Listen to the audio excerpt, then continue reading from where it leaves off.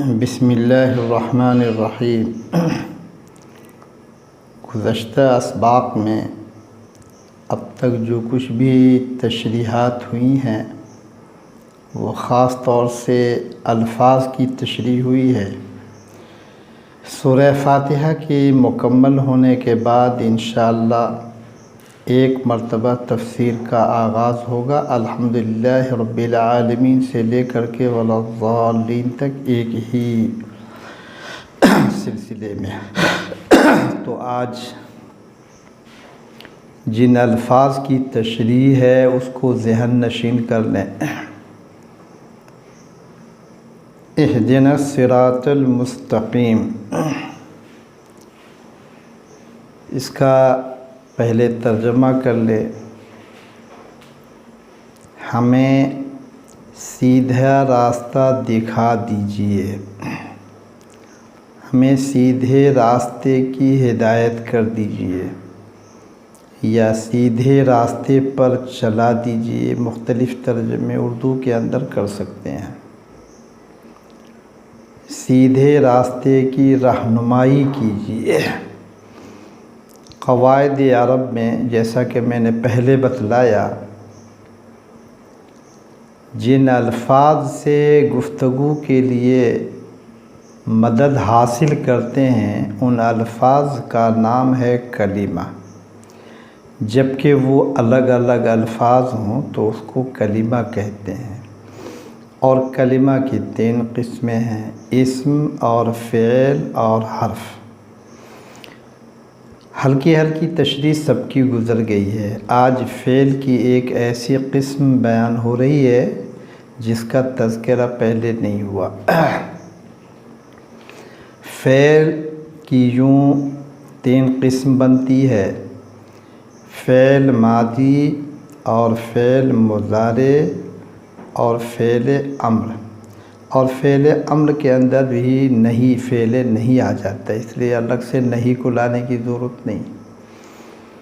ہدا فعل ماضی ہو گیا، اہدنا الصراط کے اہدے سے، اہدے فعل امر ہے۔ ہدا فعل ماضی ہو گیا، اس میں گزرا ہوا زمانہ پایا جائے گا، اس کا ترجمہ ہوگا ہدا کا اس نے مجھ کو، ہدا ہدایت دیا، اس نے ہدایت دیا۔ اور اگر یہ واحد متکلم کی طرف نسبت کر دیں، اضافہ یہ استعمال کریں ملا کر کے، تو ہدانی، اس نے مجھے ہدایت کی، مجھے راستہ دکھلایا۔ یہدی وہ راستہ، یہدی وہ رہنمائی کرتا ہے۔ یہاں راستے کا ترجمہ نہیں ہوگا اس لیے کہ صراط یہاں لفظ نہیں ہے مستعمل۔ اب اسی ہدا فعل ماضی، یہدی فعل مضارع، اور اس کا مصدر جو آتا ہے، 2 مصدر آتا ہے، ہدن اور ہدایتن۔ ہدن اور ہدایتن یہ مصدر ہے۔ اور اسی یہدی سے جو فعل مضارع ہے اہدی بنا۔ یہدی کے معنی وہ راستہ دکھلاتا ہے، وہ رہنمائی کرتا ہے، وہ ہدایت کرتا ہے وغیرہ۔ اہدے کے معنی ہے اہدے، تو راستہ، تو ہدایت کر، تو رہنمائی کر۔ یہ فعل امر ہو گیا۔ فعل امر فعل مضارع سے بنایا جاتا ہے۔ کیسے بنایا جاتا ہے انشاءاللہ اس کا تذکرہ آئندہ ہوگا، لیکن یہ اہدے فعل امر ہے۔ اور یہ نا جو لفظ ہے اس کو ضمیر کہتے ہیں، جیسے اس کے پہلے ضمیر کا تذکرہ ہوا۔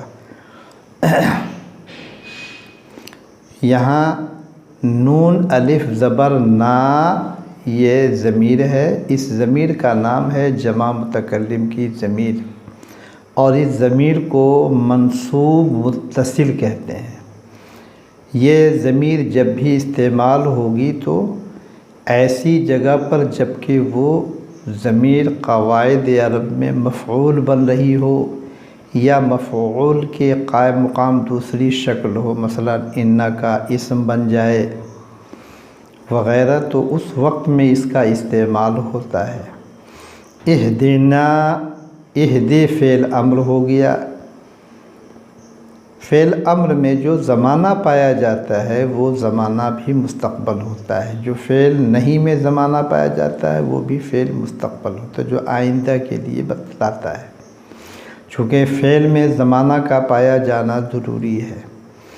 اب یہاں پر اہدی یہ فعل امر ہو گیا واحد مذکر حاضر، اہدی فعل امر واحد مذکر حاضر، اور نون الف زبر نا یہ ضمیر ہے جو ضمیر متکلم کہلاتی ہے۔ ترجمہ ہوگا اوپر میں اللہ تعالیٰ کے تعلق سے پہلے مفہوم ہو رہی ہے بات، تو یا کو وغیرہ کے اندر اللہ تعالیٰ سے مدد چاہی گئی، اللہ تعالیٰ سے عبادت کرنے کا بندہ اقرار کر رہا ہے، ایاک نعبد ہم تیری ہی عبادت کرتے ہیں حصر کے ساتھ، اور حصر کی وجہ یہ تھی کہ فعل سے جب پہلے مفعول آ رہا ہے تو یہاں پر حصر بن جائے گا۔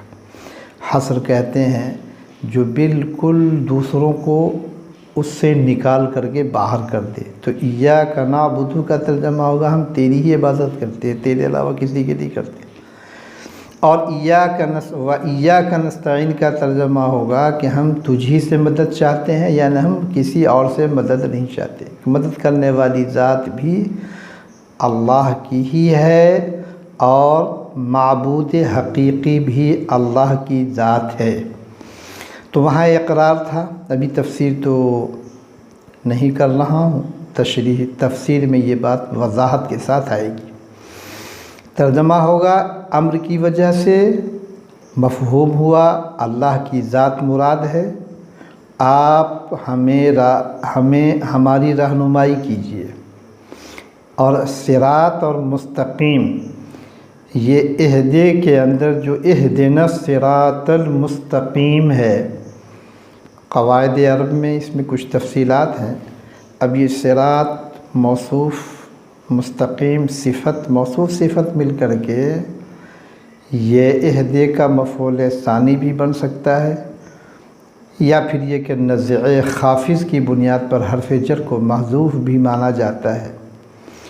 بہرکیف ترجمہ ہوا آپ ہمیں سیدھا راستہ دکھلا دیجئے، آپ ہمیں سیدھے راستے کی رہنمائی کر دیجئے۔ حمد و ثنا بیان کرتے ہوئے، اللہ کی عظمت و کبریائی کو بیان کرتے ہوئے، اللہ تبارک و تعالیٰ کی الوہیت کا اقرار کرتے ہوئے، بندہ اللہ کے سامنے اپنے آپ کو بے بس اور عاجز قرار دیتے ہوئے اللہ سے درخواست بندہ کرتا ہے، آپ ہمیں سیدھا راستہ دکھلا دیجئے، اہدنا الصراط المستقیم۔